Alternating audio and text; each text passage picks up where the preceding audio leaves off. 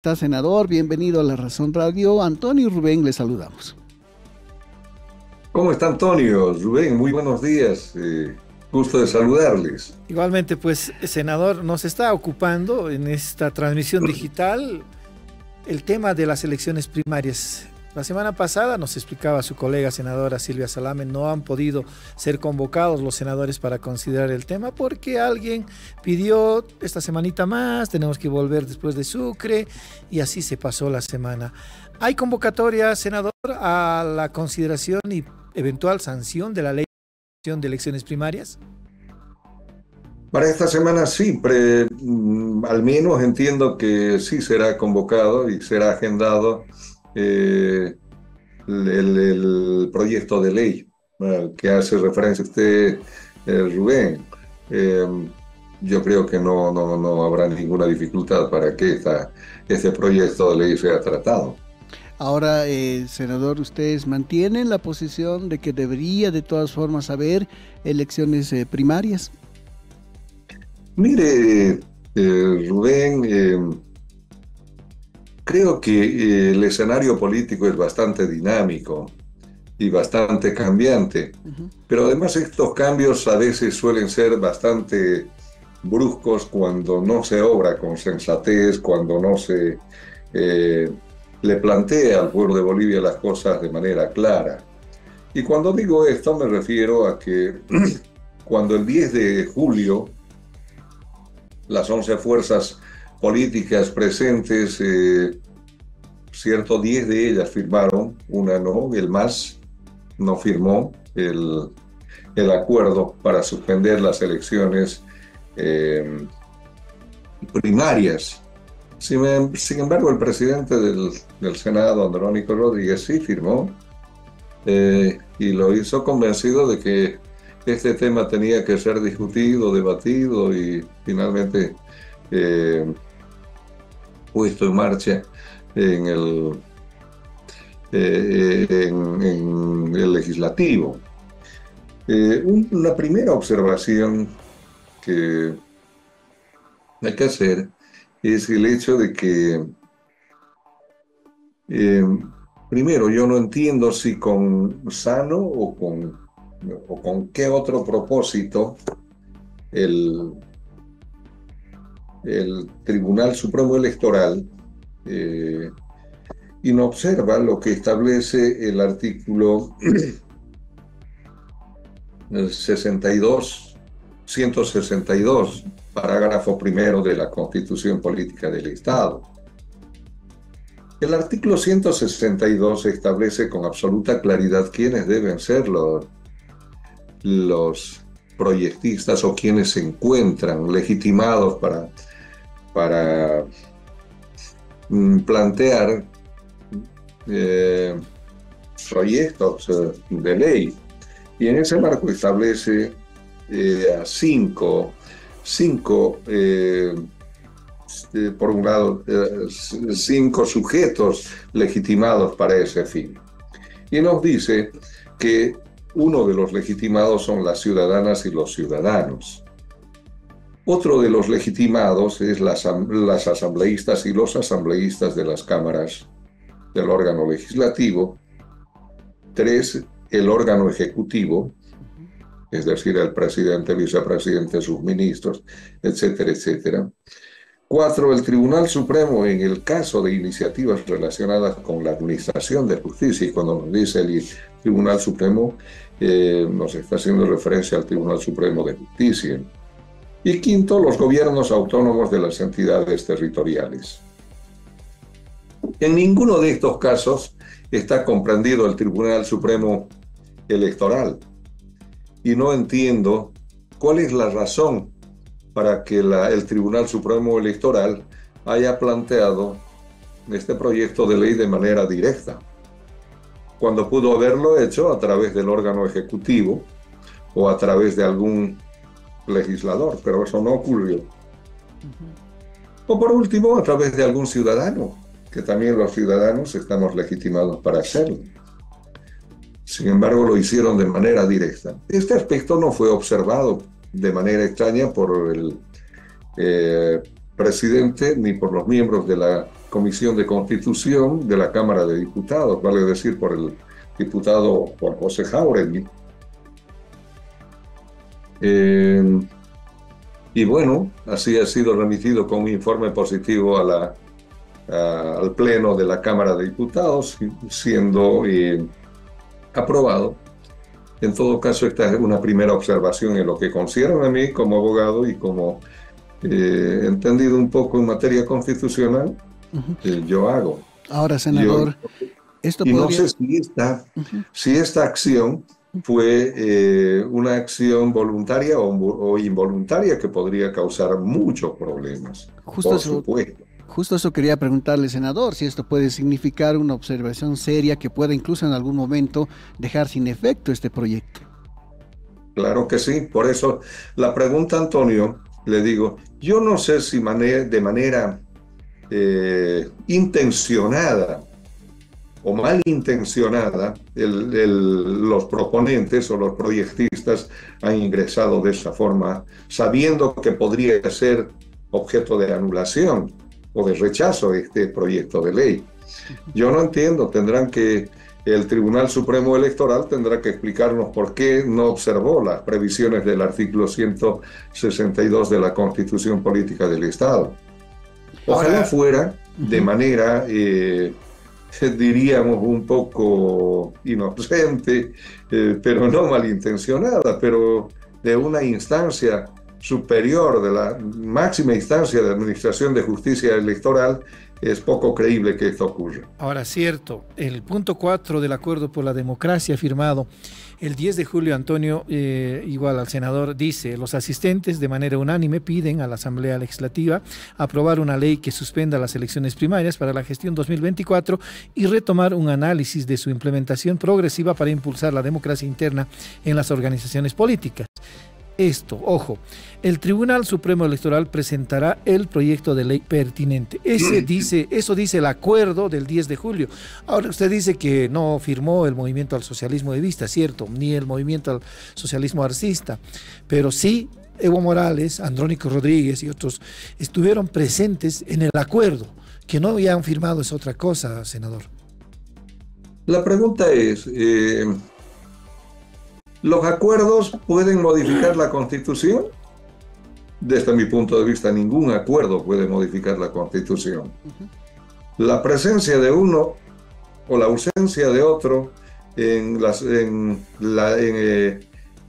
la discusión de acuerdos, más allá de que estén o no presentes en la suscripción de los mismos, no puede de ninguna manera ser entendido como una acción que asiente a la modificación de la Constitución. La Constitución no puede ser modificada por la simple voluntad de 11 operadores políticos. No, de ninguna manera. La Constitución es la norma suprema cuya modificación de manera total o parcial tienen mecanismos procesales que deben ser cumplidos de manera estricta, no pueden ser omitidos. Por eso es que el constituyente, a tiempo de labrado y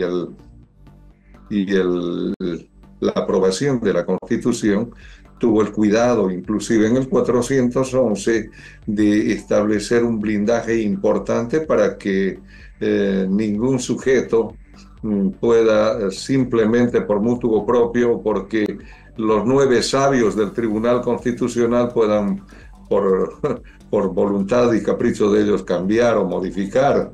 A lo que más puedan llegar ellos es a interpretar, pero ellos no pueden modificar ni parcial ni totalmente la Constitución. Entonces a eso se debe el blindaje, y me parece importante. Todas las constituciones gozan de esa protección, de ese acorazamiento, de ese blindaje para que no pueda ser cambiado cualquier rato. Imagínense que eso ocurriese, sería gravísimo. Senador, de todas maneras, salvando esta observación que usted hace debería haber hecho el Tribunal Supremo Electoral, plantear este proyecto a través de un diputado, a través de un ciudadano, a través de algún representante del órgano ejecutivo, pero no lo ha hecho así. ¿Va a ser esa la posición del Movimiento al Socialismo para reconsiderar el proyecto de ley de suspensión de elecciones primarias? Complemento la pregunta, senador. ¿Usted, en su condición de senador, podría hacer esta observación cuando se los convoque? Sin duda, en lo personal yo sí voy a observar. Ahora, no hemos asumido una postura todavía colegiada como bancada. Sin embargo, es mi obligación como abogado hacer la observación. No hacerlo yo sería cómplice de una inconstitucionalidad tremenda, y eso no creo que sea correcto. Puede ser. Pero además, por otro lado, creo que a esto se suma otro aspecto mucho más grave desde mi punto de vista, Rubén y Antonio. Aquel día 10 de julio, cuando discutían si decía por un lado el Tribunal Supremo Electoral que no tienen la capacidad de llevar adelante más que un evento electoral durante el año y el tiempo que además queda, porque no tienen la capacidad económica, logística, etcétera, etcétera, ni técnica.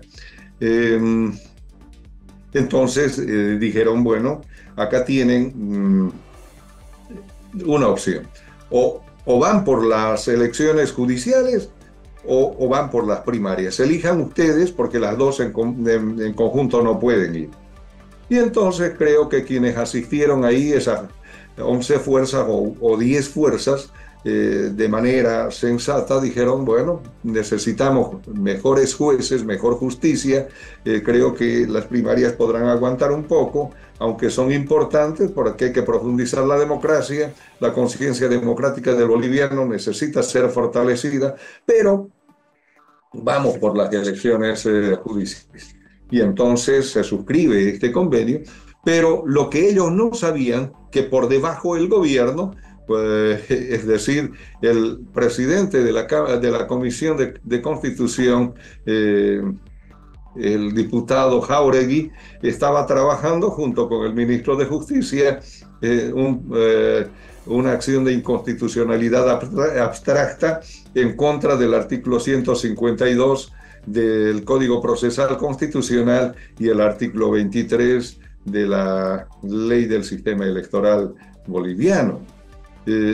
Eso fue presentado precisamente el 10 de julio, cuando se estaba discutiendo lo otro en el Tribunal Supremo de Justicia. Ahí se advierte una primera insensatez, un primer engaño de parte del Poder Ejecutivo con relación a lo que se planteó, de decir, o se quiere una elección o la otra, no se pueden ir con las dos, cuando en realidad esa acción de inconstitucionalidad, ¿a qué apunta? Apunta precisamente a lo que el pasado 6 de agosto el presidente del Estado nos revela y nos dice, no, señores, voy a convocar a un referéndum, que es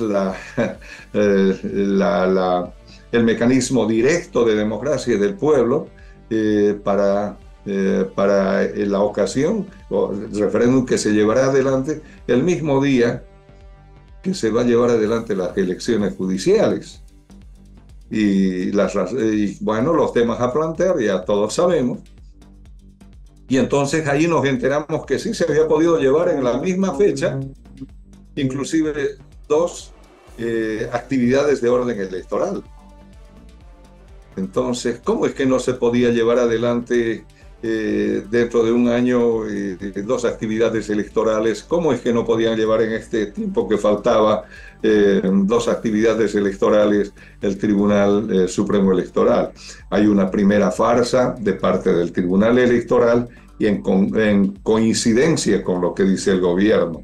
Entonces, si se pueden llevar adelante 2 actividades en la misma jornada, ¿por qué no se pueden llevar 3 actividades?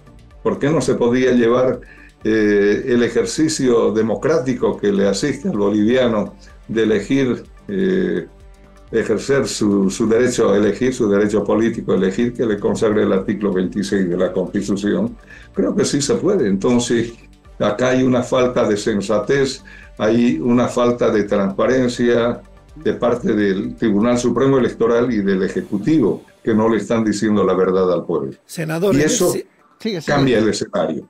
Senador, en ese estado de cosas, entonces, el movimiento al socialismo va a dejar nomás pasar el tiempo hasta que el Tribunal Supremo Electoral convoque a elecciones primarias, cosa que aparentemente le favorece al levismo. Mira, yo no sé, no hemos tomado todavía ninguna decisión en ese sentido. Lo que sí hemos sido claros, nosotros vamos a ir al debate, vamos a ir a discutir. Yo en lo personal reitero, voy a insistir en que se lleve adelante también las elecciones primarias, porque no es posible que nos mientan, no es posible que nos digan que no se puede llevar adelante dos actividades electorales el 10 de julio y resulta que ahora sí se va a poder llevar adelante dos actividades, una de consulta al pueblo y la otra electoral. Y lo que es peor, Rubén, lo que es peor, esta consulta al pueblo a través del referéndum se pretende llevar a través de un decreto supremo. Y es a partir de que se hace esta afirmación, a partir de la acción de inconstitucionalidad abstracta planteada por el diputado Jáuregui a instancias del ministro de Justicia. Entonces, ¿qué es lo que van a lograr? Van a lograr seguramente declarar inconstitucional los autoprorrogados, a quienes no les reconocemos autoridad, del artículo 152 del Código Procesal Constitucional, que les impone a ellos revisar las leyes para reforma parcial que dicte el legislativo y al ser declarado, y no entendemos por qué será declarado inconstitucional, porque el artículo 411 de la Constitución es claro, y no hay por dónde digan que es inconstitucional, pero lo van a hacer de manera arbitraria, de manera abusiva. Pero también van a declarar inconstitucional el artículo 23 de la ley del sistema electoral, la ley 026, también de la misma forma, abusiva y arbitraria, y van a abrir el paso para que Luis Arce Catacora, a través de un decreto supremo, sea capaz de convocar referéndum para modificar parcialmente, para reformar parcialmente la Constitución, el 168 de la Constitución, seguramente, y este será un antecedente atroz dentro de la justicia, dentro del sistema constitucional boliviano, porque cualquier ciudadano podrá ya en adelante, a través de un decreto supremo, reformar la Constitución en forma parcial y quien sea hasta de manera total. Esto es gravísimo, será un pésimo precedente para nuestra historia, Rubén y Antonio. Con todo lo que nos dice el senador, vemos mucho más complicado todavía el panorama en la Cámara de Senadores para que se apruebe esto de la postergación de las elecciones primarias. Senador, le agradecemos muchísimo la gentileza que ha tenido, le hemos entendido perfectamente todo y claro que sí, lo vamos a estar convocando en una próxima oportunidad. Sí, fuerte abrazo, senador. Antonio y Rubén, muy buenos días. Hasta pronto. Hasta pronto. Buenos días.